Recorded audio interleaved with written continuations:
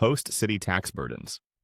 When a city agrees to host the World Cup, local taxpayers end up footing a massive bill. FIFA pitches the tournament as a guaranteed economic boom. But behind closed doors, they force cities to sign contracts that shift the financial weight onto the public. The host city pays for all the heavy lifting. They have to upgrade stadiums, run massive fan zones, shut down streets, and pay for thousands of extra police officers to keep everything secure. Meanwhile, FIFA demands complete tax exemptions for itself and walks away with the billions made from television rights, sponsorships, and ticket sales. As a result, cities drain their local budgets just to make the games happen.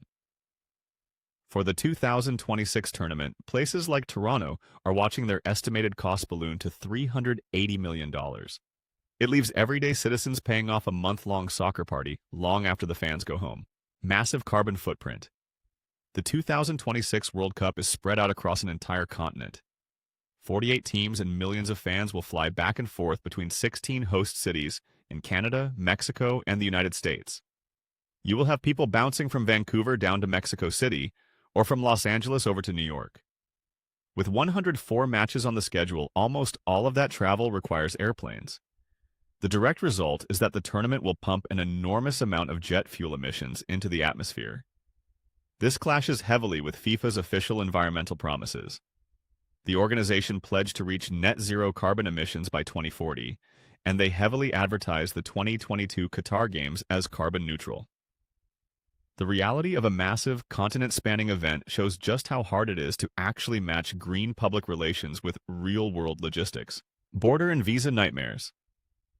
The next World Cup is coming to North America, but getting into the United States is becoming a massive headache. Right now, international fans from places like Colombia or Mexico usually need a tourist visa to enter. The problem is that the system is incredibly backed up. Wait times for a first-time visitor visa can stretch over 400 days at certain embassies. FIFA normally demands that host countries just wave people right through the gates to make travel easy. But the US government has strict immigration laws and has struggled to give out blanket waivers. This means thousands of ticket holders, support staff, and maybe even a few players could get stuck waiting for paperwork to clear. If fans cannot actually get to the stadiums, the tournament loses the global energy that makes it matter. 48-team money grab. The upcoming World Cup is jumping from 32 to 48 teams. For decades, the classic 32-team format gave us tight, highly competitive soccer. But FIFA changed the math for 2026. Adding 16 extra countries means expanding the tournament to 104 total matches. The driving force behind this is simple. More games mean FIFA can sell more broadcasting rights, ticket packages, and massive corporate sponsorships. They expect to rake in a record $11 billion during this 4-year cycle. What fans actually see on the field is a watered-down event. You end up watching lopsided blowouts where powerhouse nations easily crush smaller, outmatched teams. The group stage gets clogged with meaningless games that barely impact who advances. It still matters today because the world's biggest sporting event is trading its legendary competitive edge for a bigger paycheck. Severe player exhaustion. Severe player exhaustion is the physical toll the new tournament format takes on athletes. For the upcoming 2026 tournament, the event expands to 48 teams playing 104 matches across 3 massive countries. Historically, teams stayed in a single, smaller host nation with short bus trips between games. Now, players face a grueling travel schedule combined with wild climate swings. A squad might play a high-intensity match in the thin, high-altitude air of Mexico City, then immediately take a 5-hour flight to face the sweltering humidity of Miami. You see the result right on the pitch. Players cramp up early, their sprinting speeds drop, and sudden muscle tears happen frequently. Medical experts warn this creates intense physical risk. This matters because pushing athletes past their breaking point causes career-threatening injuries that can permanently ruin a player's livelihood. City surveillance expansion. Mega events like the World Cup are a golden ticket for local governments to bulk up their security tech. When a city prepares for millions of fans, officials buy thousands of high-tech cameras. They mount these lenses on street poles, outside stadiums, and throughout transit hubs. The software uses biometric tracking and facial recognition to scan the crowds. It maps out the features of everyone walking by and checks them against watch lists. We saw this in 2018 when Russia deployed facial recognition for the tournament, and in 2022 when Qatar monitored fans with over 15,000 stadium cameras. When the trophy is handed out and fans go home, the hardware stays bolted to the walls.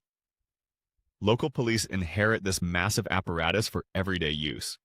This matters because a short-term sporting event permanently shrinks public privacy for the people who live there. Homeless population sweeps. This is when cities forcibly clear out unhoused people before a massive global event. When places like Los Angeles prepare for the 2028 Olympics, or Vancouver gears up for the 2026 World Cup, local leaders launch aggressive urban sanitization programs. Police and city workers arrive at street encampments without warning.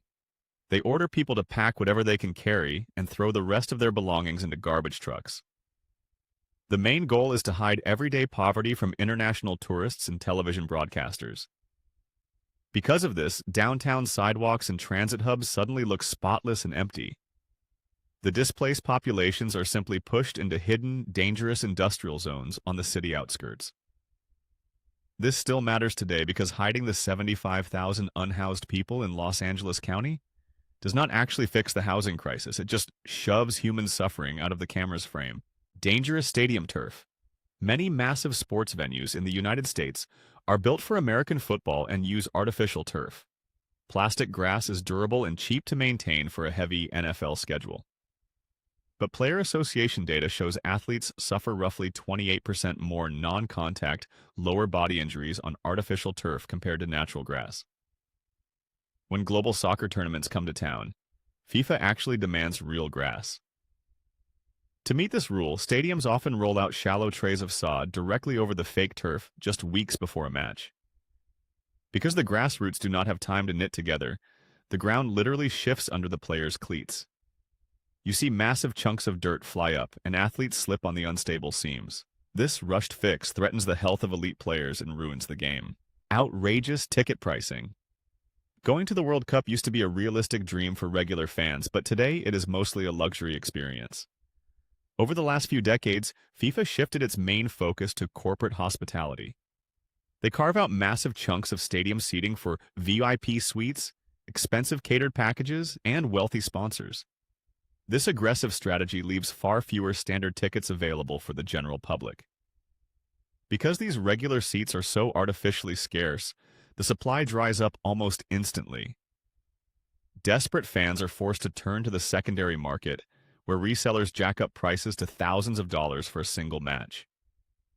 The working-class fans who actually built the sports culture simply cannot afford to get inside. This matters because it slowly transforms the biggest sporting event on the planet from an inclusive celebration into an exclusive corporate party. Controversial sports washing sponsors. Sports washing is when countries with poor human rights records use sports to clean up their global reputation. FIFA regularly accepts billions of dollars from state-run corporations to fund its events. For example, during the 2018 World Cup, the Russian state energy giant Gazprom was a top-tier sponsor. More recently, FIFA signed a massive deal with Saudi Arabia's state oil company Aramco, running through 2027. These governments funnel huge amounts of money into the tournament. In exchange, they get their logos plastered across stadiums, broadcast graphics, and merchandise. When fans tune in, they do not see reports of labor abuses or restricted freedoms. They just see a professional, slickly produced soccer match tied to a wealthy brand. This matters because it successfully distracts the world, allowing regimes to buy a shiny new image while their actual policies remain exactly the same. Hidden labor exploitation. Hidden labor exploitation is the quiet use of unprotected workers to build and run massive events. When North America gears up for mega events like the 2026 World Cup, host cities need thousands of people to pour concrete, clean hotel rooms, and serve food. To meet this huge demand quickly, subcontractors often hire undocumented immigrants and gig workers. These laborers pull grueling 12-hour shifts without health insurance or the safety net of a union. As a result, you see gleaming new stadiums and spotless tourist districts, but the reality is much darker. Workers face dangerous conditions and rampant wage theft, a system where the U.S. construction industry alone sees over $1 billion stolen from paychecks annually. This matters because it proves that even in nations claiming superior labor laws, our biggest global spectacles still rely on exploiting the most vulnerable people. FIFA tax exemptions. FIFA is actually registered as a non-profit organization in Zurich, Switzerland. But when it brings the World Cup to a host country, it brings a strict list of financial demands. Before a nation can host the tournament, its government must give FIFA a complete tax holiday. This means passing special laws so FIFA pays zero income tax, sales tax, or import duties. When fans buy tickets or merchandise, that profit goes straight back to Switzerland. During the 2022 World Cup, FIFA pulled in a record $7.5 billion. The host nation spends billions building stadiums but cannot tax the actual event. This matters today because as the tournament expands across North America in 2026, local governments will lose out on vital revenue that could have funded local schools and hospitals.